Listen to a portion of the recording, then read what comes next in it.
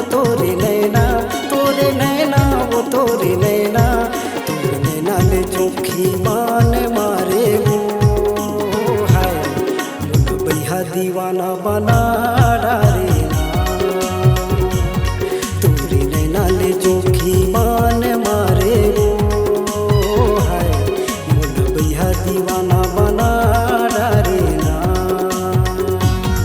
तोरे नैना वो तोरे नैना वो तोरे नैना ले चोखी मान मारे वो हाय भैया दीवाना बना डारे ना तोरे नैना ले चोखी मान मारे वो हाय भैया दीवाना बना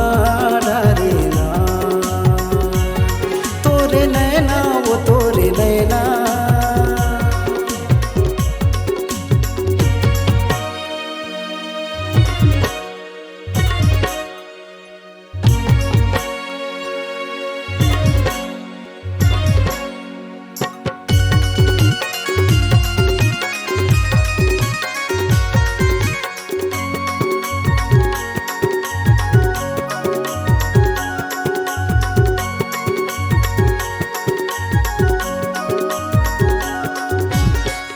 सही गुरतुर लागे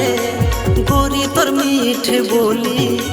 बड़ निक लागे मोला संगी तोर हंसी ठिठोली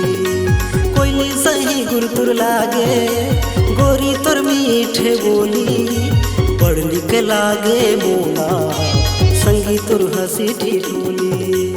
बड़ निक लागे मोला संगी तोर हंसी ठिठोली नैना बान मारे वो काते मोहनी डारे वो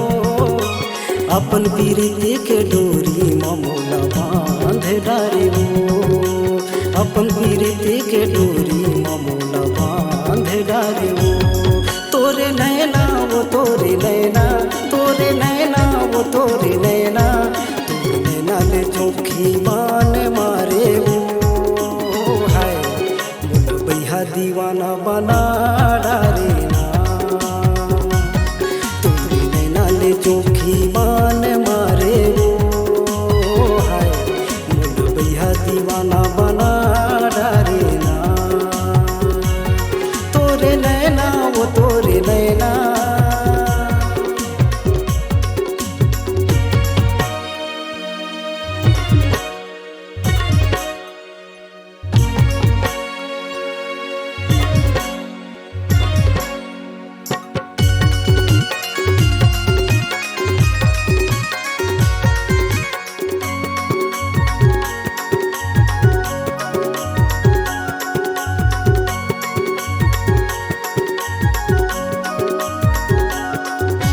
गजब सुघर वो गोरी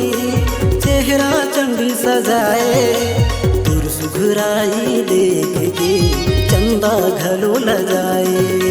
गजब सुघर वो गोरी चेहरा चंडी सजाए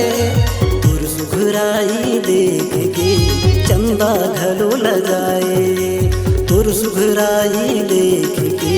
चंदा घलो लगाए मनला मोही डारे वो दिल्ला मोही डारे वो अपन पीरित के डोरी ममोला बांध डारे वो अपन पीरित के डोरी ममोला बांध डारे वो तोरे नैना वो तोरे नैना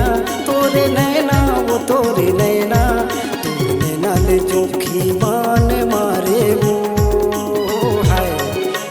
भैया दीवाना बना डारे ना तोरे नैना ले चोखी मान मारे वो हाय भैया दीवाना बना डारे ना तोरे नैना वो तोरे नैना।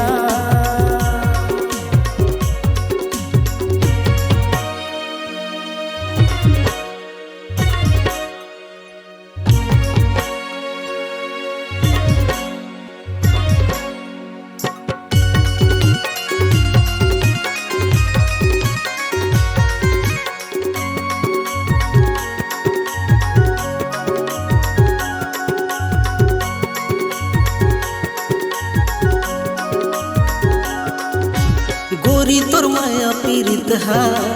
बस गे मोरन तस्मा का जुक्ति मोहनी डार के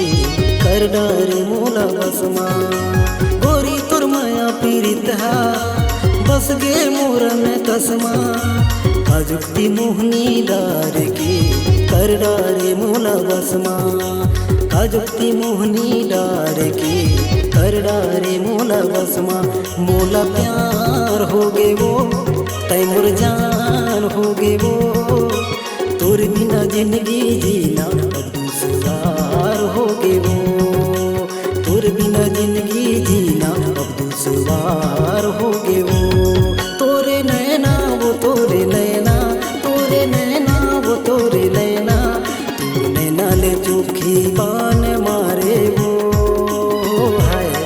मुला भैया दीवाना बना डारे ना तोरे नैना ले चोखी बान मारे वो हाय मुला भैया दीवाना बना डारे ना तोरे नैना वो तोरे नैना तोरे नैना वो तोरे नैना तोर नैना ले चोखी बान मारे वो हाय मुला भैया दीवाना बना डारे ना तोरे नैना ले चोखी बान मारे वो हाय मुला भैया दीवाना बना डारे ना तोरे नैना ले चोखी बान मारे वो हाय मुला भैया दीवाना बना डारे ना तोरे नैना ले चोखी बान मारे वो हाय मुला भैया दीवाना बना डारे ना।